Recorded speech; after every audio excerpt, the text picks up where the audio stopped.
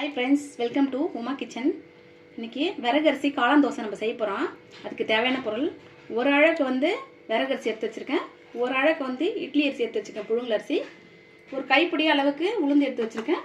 ஒரு சிட்டிகை வந்து நம்ம வெந்தயம் சேர்க்க போறோம். வெந்தயம் சேர்த்துக்கிறேன். இப்போ மூணுத்தையும் ஒண்ணா கொட்டி நம்ம ஊற வைக்க போறோம். முதல் நாள் அன்னைக்கு நம்ம ஊற வச்சிட்டு மறுநாள் தான் தோசை செய்ய போறோம். மாவு புளிக்க வச்சு அரைச்சி இப்போ ஊற வச்சிட்டு இத அப்படியே ஊறட்டும்.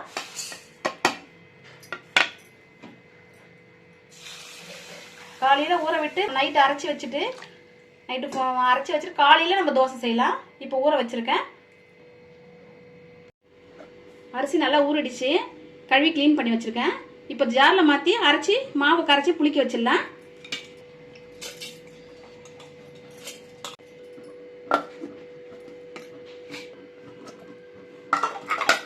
இப்போ நல்லா அரைஞ்சிடுச்சு. இப்போ இதுல மாத்திக்கலாம்.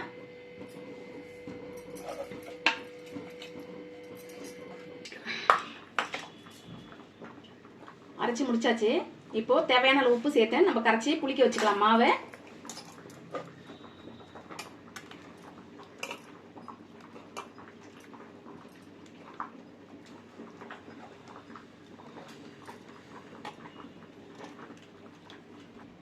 கரைச்சாச்சு.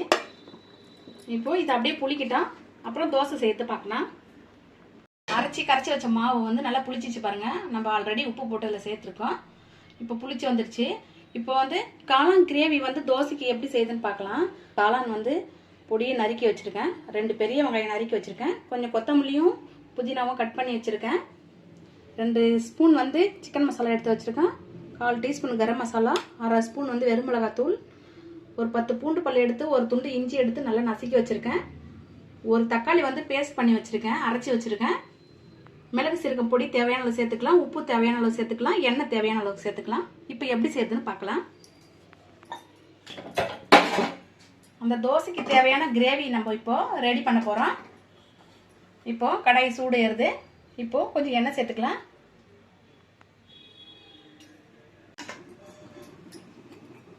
கரம் மசாலா சேர்த்துறேன். கரம் மசாலா சேர்த்ததுக்கு அப்புறம் நம்ம வெங்காயம் சேர்த்துக்கலாம்.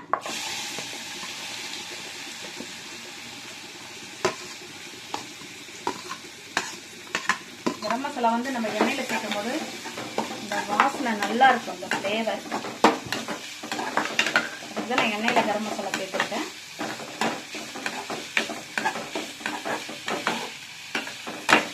இஞ்சி பூண்டு பேஸ்ட் சேர்க்குறேன்.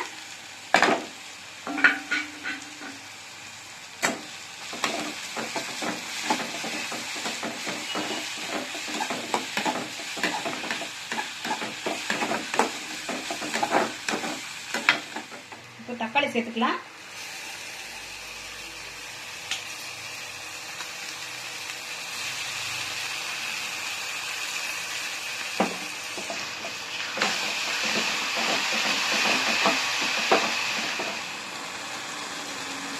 தக்காளி நல்லா வதங்கிடுச்சு. இப்போ வந்து நம்ம அதில் காளான் சேர்க்க போறோம்.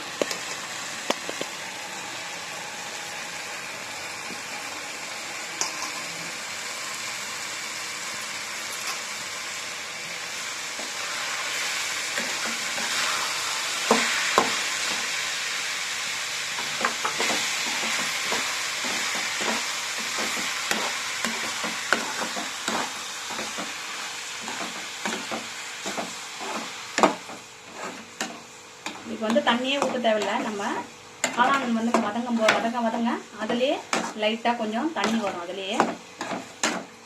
அதுலேயே வந்து கிரேவி மாதிரி வந்துடும்.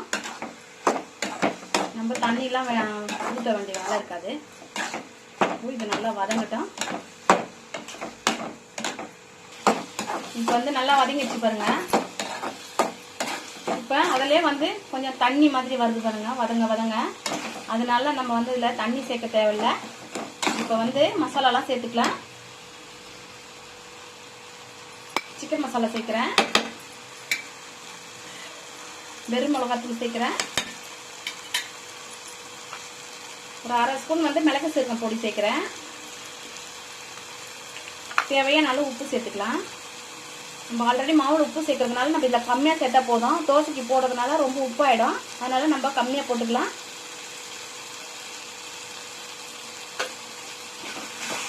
இப்போ இதை நான் நல்லா வதக்கிட்டு நம்ம சிம்மில் வச்சுட்டு கூட கொஞ்ச நேரம் கழிச்சு எடுக்கலாம். இல்லைன்னா அப்படியே வதக்கிட்டே இருந்தாலும் அது சரியாயிடும். அப்படியே கூட இறக்கிடலாம். நம்ம வேக வைக்கலாம்னு இது அவசியம் இல்லை. இது ஆல்ரெடி வதங்கும் போதே நல்லா வெந்துடும். மிளகாத்தூள்லாம் வந்து அது வேகணும்னு இல்லை. நம்ம எண்ணெயில் போட்டு வதங்கும் போதே இந்த பச்சை ஸ்மெல்லாம் போடும். பச்சை ஸ்மெல் போகிற வரைக்கும் வதக்கினாவே போதும். நம்ம மறுபடியும் அதை கொதிக்க வைக்கணும்னு இல்லை. இப்போ இதை போட்டு அப்படியே இறக்கிடலாம். இப்போ நல்லா வதங்கிடுச்சு, இறக்கிடலாம். கொஞ்சம் கொத்தமல்லியும் புதினாவும் அதில் சேர்த்துருக்கேன் வாசனைக்கு. இப்போ இது இறக்கிட்டு தோசை எப்படி செய்யுதுன்னு பார்க்கலாம். மாவு நல்லா புளிச்சு வந்துச்சு பாருங்க. கல் சூடு ஏறதுக்கு அப்புறம் நம்ம தோசை செஞ்சுக்கலாம்.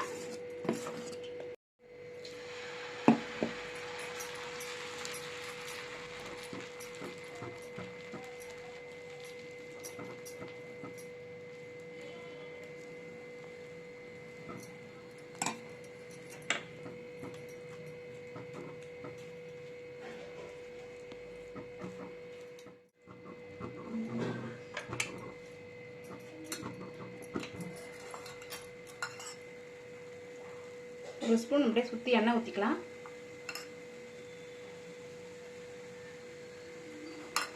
இப்போ அப்படியே மூடி போட்டு நம்ம அப்படியே மூடிக்கலாம். நம்ம திருப்பி போட தேவையில்லை. மூடி போட்டால் அப்படியே மடிச்சுக்கலாம்.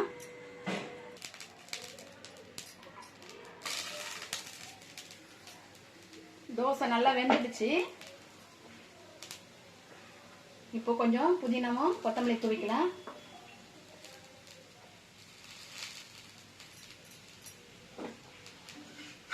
எடுத்துடலாம்.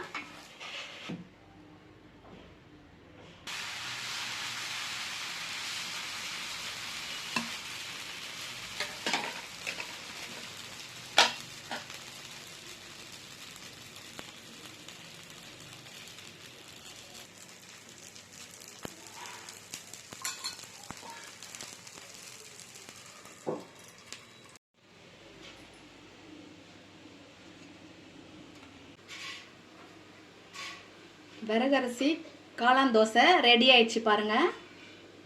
நல்லா சூப்பரான டேஸ்ட்டு. கண்டிப்பாக ட்ரை பண்ணுங்க. மறக்காம சப்ஸ்கிரைப் பண்ணுங்க, லைக் போடுங்க, ஷேர் பண்ணுங்க.